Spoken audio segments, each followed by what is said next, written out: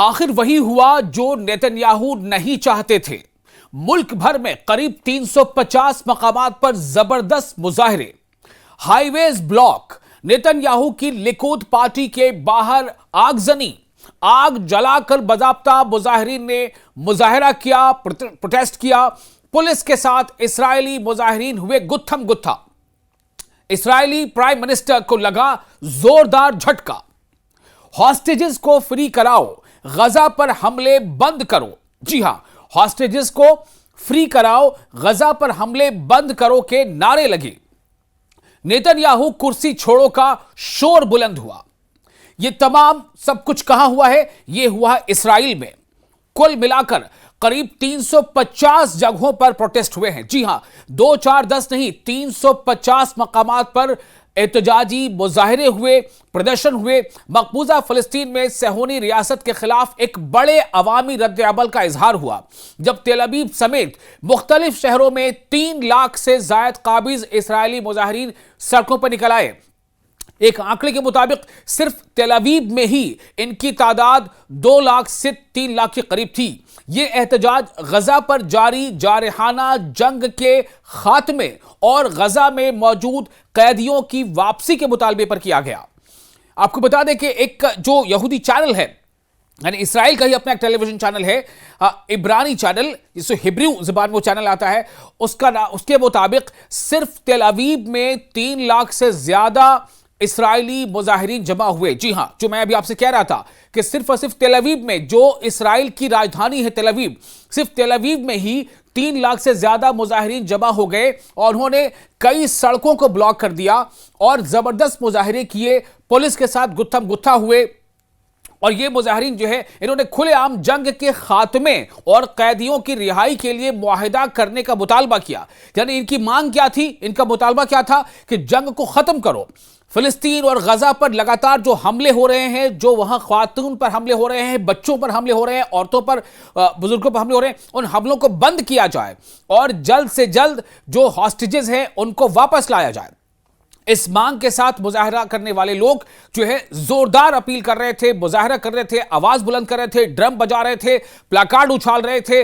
और आप देखिए ये तमाम वो तस्वीरें हैं, इन तस्वीरों में आपको नजर आएंगे, इनमें ज्यादातर यूथ है, यानी कि जो इसराइली यूथ है वो कहीं ना कहीं अब इस जंग के खिलाफ हो गए। वो नहीं चाहते हैं कि बेंयामिन नेतन्याहू जंग के नतीजे में इसराइलियों के लिए मुसीबत बने। देखिए किस तरह से वहां पर अलग अलग जगहों पर, अलग अलग शाहराहों पर वहां प्रोटेस्ट किया गया है। ये तमाम के तमाम इसराइली लोग हैं।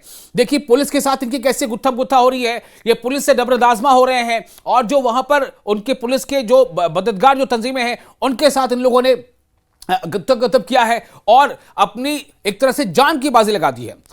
तो वो जो चैनल है, हिब्रू चैनल ने मजीद बताया कि सेहोनी वजीर आजम, यानी कि इसराइल के वजीर आजम बेंयामिन नेतन्याहू और उसके इत्तेहाद के मुसलसल उकसाने के बावजूद हजारों मुजाहिरीन मुख्तलिफ शहरों से तेल अवीव पहुंचे और वहां हिज़्ब इक़्तिदार लिकुद पार्टी के हेडक्वार्टर की तरफ मार्च किया।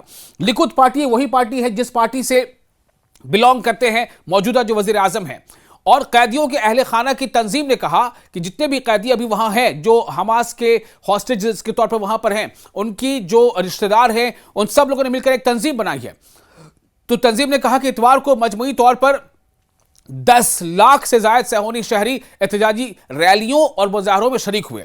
ये वो आंकड़ा है। जी हां, 10 लाख से ज्यादा। आप देखिए कितना जम्मे गफीर है, आप अंदाजा कीजिए कितनी ज्यादा भीड़ है किसी एक मकाम पर। और जबकि ये जम्मू, आपको बता दें कि ये पूरा जो नजारा है ये इसराइल के अलग अलग शहरों में मुख्तलिफ जगहों पर, जो कुल मिलाकर 350 नाम बताया जा रहा है, 350 मकामात पर इस तरह से मुजाहरे हुए हैं। तो इन रैलियों और मुजाहरों में शरीक हुए जिनका बुनियादी मकसद जंगबंदी और कैदियों के तबादले का मुतालबा था।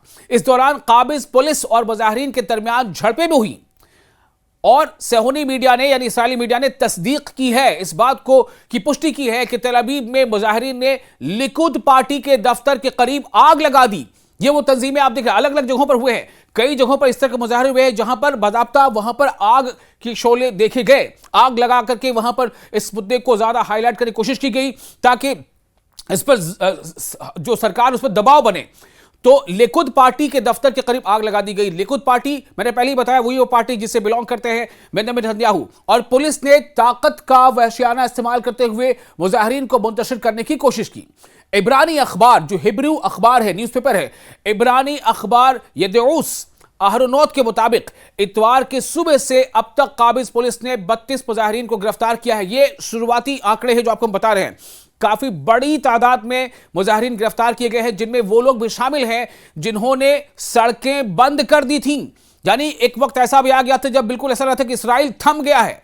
तमाम जो अहम शाहराहें थी उनमें से कई शाहराहों पर, कई हाईवेज पर ब्लॉकेड था, गाड़ियां चलने नहीं दी जा रही थी।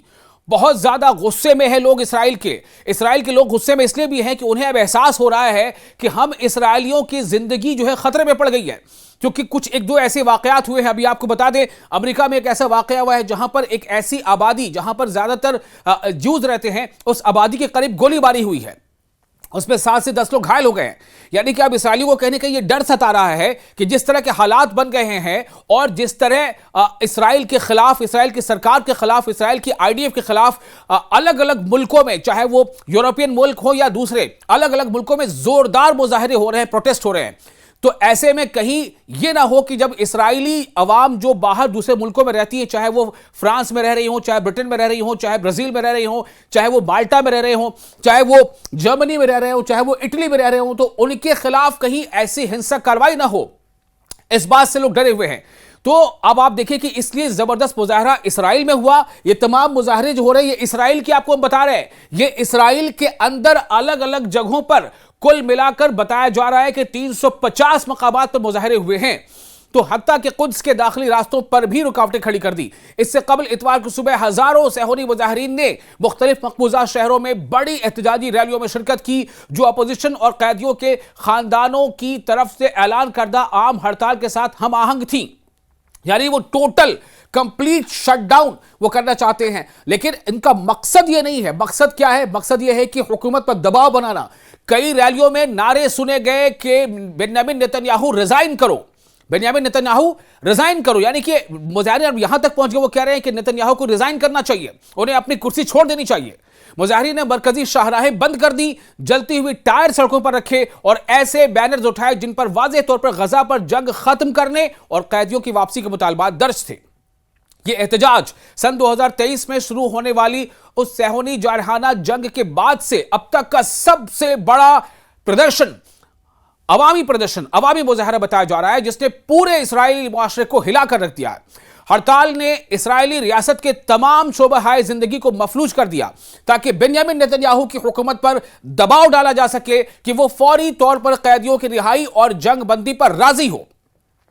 दरअसल जितने भी हॉस्टेजेस हैं जो अभी हमास के कब्जे में हैं, कैदियों के खानदानों ने ऐलान किया है कि इतवार को पूरे इसराइल में यौम कौमी एहतजाज बनाया जाएगा और इसके अलावा इसको उन्होंने तूल देने की बात की है। यानी अगर हुकूमत ने कोई ऐसा फैसला नहीं लिया जिससे मुजाहिरीन को थोड़ी इत्मीनान मिले, तो वो ऐसे ये जो एहतजाज है उसको और बड़े पैमाने पर वो उसको आगे बढ़ाएंगे और बार बार ऐसे एहतजाज करेंगे ताकि इस बढ़ती हुई मायूसी और खौफ का इजहार किया जा सके कि गजा पर मुतवक्किल सेहूनी यानी इसराइली हमले और शहर पर कब्जे की मंसूबाबंदी उन 50 कैदियों की जिंदगी को शदीद खतरे में डाल सकती है जो अब भी गजा में मौजूद हैं, जिनमें से सिर्फ 20 के जिंदा होने का इम्कान जाहिर किया जा रहा है।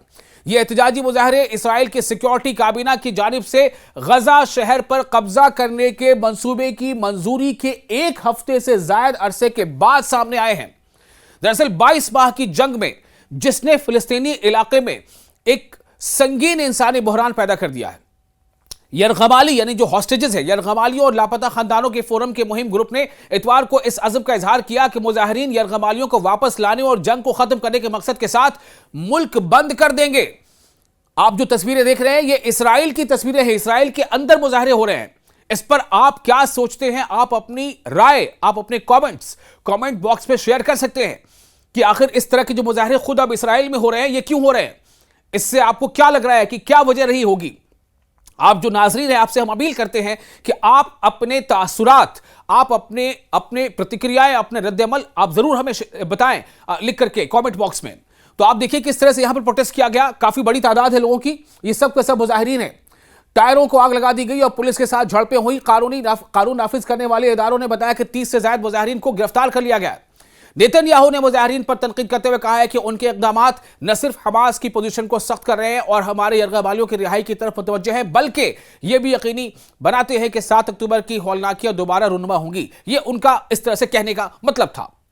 लेकिन अब सही बात यह है कि जो इस्राएल की आवाम है, हालांकि वहां प्रोटेस्ट और मुजाहरे अक्सर होते रहे, लेकिन इतने बड़े पैमाने पर मुजाहरा, इतने बड़े पैमाने पर शाहराहों को ब्लॉक करना, इतने बड़े पैमाने पर तेल अवीव में जो राजधानी है वहां पर मुजाहरे करना और उसमें ज्यादातर यूथ्स का शामिल होना, औरतों का शामिल होना, लड़कियों का शामिल होना, यह बता रहा है कि कहीं ना कहीं इस्राएली आवाम समझ चुकी है कि नेतन्याहू की जो मंशा है, जो उनके इरादे हैं, वो इस्राएल को तबाही की तरफ ले जा रहे हैं।